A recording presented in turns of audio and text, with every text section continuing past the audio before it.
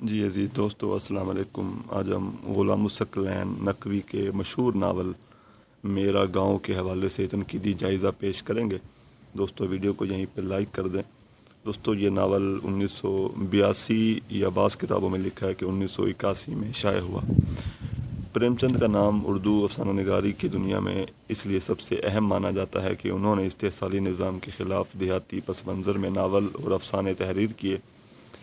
پریم چند کے علاوہ غلام الثقلین نقوی کا نام اس حوالے سے لیا جا سکتا ہے کہ انہوں نے دیہات کے پس منظر میں استحصالی نظام کے خلاف لکھا اور وہاں کے لوگوں کی زندگی، ماحول اور مشکلات کو بھی بیان کیا ہے۔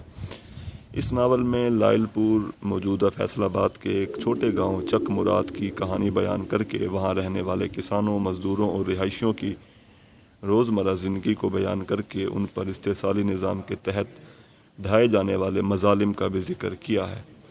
ان کی خوشیاں، غمیاں، وفاداریاں اور خود غرضیاں بھی دیکھنے کو ملتی ہیں۔ اس ناول میں قیام پاکستان سے لے کر 1965 تک کی پاک بھارت جنگ کے دور تک کے حالات اور واقعات کو بیان کیا گیا ہے۔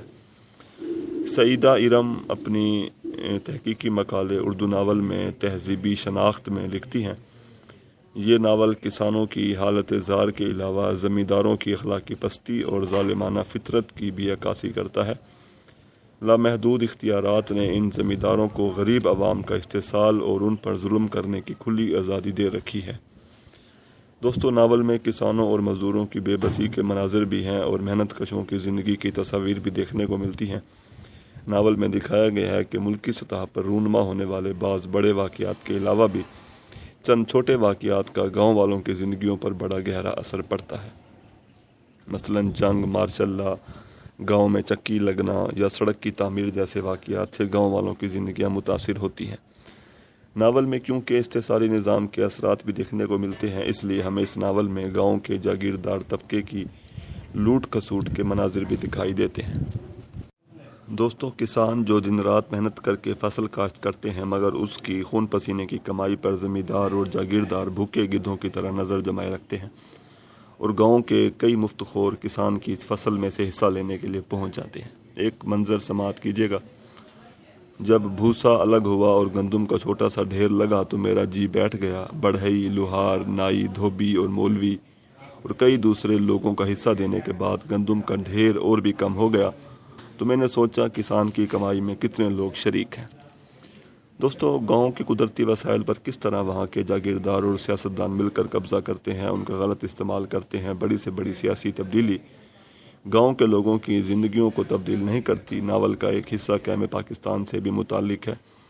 ہجرت کے وقت کروڑوں لوگوں کو گھر بار چھوڑنا پڑا، اپنے عزیزوں سے جدا ہونا پڑا۔ ناول میں بہت سے کردار ہیں، اچھے اور برے، نیک اور بد کردار اس ناول میں موجود ہیں۔ مرکزی کردار عبد الرحمن عرف ماہنہ ہے اور ناول کی ساری کہانی اسی کردار کی زبانی بیان کی گئی ہے۔ یہ کردار گاؤں سے دور ہونے کے باوجود بھی گاؤں پر بڑی گہری نگاہ رکھتا ہے، لوگوں سے ان کے راز اگلوانے کی کوشش کرتا ہے۔ ناول کے ایک کردار بھا اسلم کو ماہنہ ہی تقسیم کے بعد پناہ دیتا ہے۔ بھا اسلم کو اپنے عزیزوں سے جدا ہونا پڑا، ماہنہ اسے پناہ دیتا ہے تو چودھری کی بیٹی حمیدہ اس میں دلچسپی لینے لگتی ہے۔ چودھری اپنی بیٹی کی شادی دوسرے گاؤں کے ذیلدار کے بیٹے سے کروا دیتا ہے۔ چودھری اپنی بیٹی کی خواہش کو اہمیت نہیں دیتا اور نہ ہی بھا اسلم جیسے معمولی شخص کو رشتہ دار کے طور پر قبول کر سکتا ہے۔ چودھری کا ایک بیٹا سلمان عرف سلی ہے، ایک مستری جسے چودھری چکی چلانے کے لیے لایا تھا، تو مستری اور سلی ریشمہ نامی ایک عورت کا تعاقب کرتے ہوئے بھی اس ناول میں دکھائی دیتے ہیں۔ تو دوستو چودھری جو ہے وہ ریشمہ کو زیادتی کا نشانہ بنا کر اس کا الزام مستری کے سر پہ ڈال دیتا ہے اور اس واقعے سے ناول نگار نے جاگیردار طبقے کے اخلاقی زوال کی طرف نشاندہی کی ہے۔ بھا اسلم اپنی بہن زینت کو تلاش کر کے لے آتا ہے۔ بہت سے ہندو ہجرت کر کے ہندوستان چلے گئے تھے، چنانچہ ایک ہندو لالا برج کی دکان اور مکان بھا اسلم کو دینے کا فیصلہ ہوتا ہے، مگر چودھری خود اس دکان اور مکان پر قبضہ کرنے کا خواب دیکھتا ہے۔ بھا اسلم الاٹمنٹ میں کامیاب ہو جاتا ہے، مگر چودھری بھا اسلم کو ایک سمگلنگ کے جھوٹے مقدمے میں 3 ماہ قید اور جرمانے کی سزا دلواتا ہے۔ ریشمہ کا کردار اہم اور بہادر ہے۔ یہ بھا اسلم کو ممکنہ خطرات سے آگاہ کرتی ہے۔ سراغ رساں اور متجسس طبیعت کے باعث اس کی تیز نگاہوں سے کوئی راز پوشیدہ نہیں۔ ریشمہ بہادری اور سچائی کی علامت، انسان دوست کردار ہے، بہت سی ناکام محبتوں کی رازدار ہے، کئی گناہ گاروں کے گناہوں سے بھی واقف ہے۔ ناول میں جاگیردارانہ سوچ اور طبیعت کی نشاندہی کرتے ہوئے دکھایا گیا ہے کہ جو بھی استحصالی نظام کے خلاف سر اٹھاتا ہے اسے کڑی سزا ملتی ہے۔ مثلاً مستری اور ریشمہ کو گاؤں سے نکالنا، پھر مستری کا قتل، بھا اسلم پر جھوٹا مقدمہ، ریشمہ کو گاؤں سے نکالنا وغیرہ۔ ماہانہ ایسا شخص ہے جو انسانی اخلاقیات اور اقدار کی پاسداری چاہتا ہے، سماجی اور اخلاقی برائیوں کا خاتمہ چاہتا ہے۔ ناول نگار نے اگرچہ اچھائی اور برائی کے حامل کردار پیش کیے ہیں، اچھے اور برے حالات اور واقعات پیش کیے ہیں، مگر ان کے ہاں ایک تعمیر پسندی کا مثبت رجحان دکھائی دیتا ہے۔ نیکی اور خیر ان کے ہاں غالب دکھائی دیتی ہے۔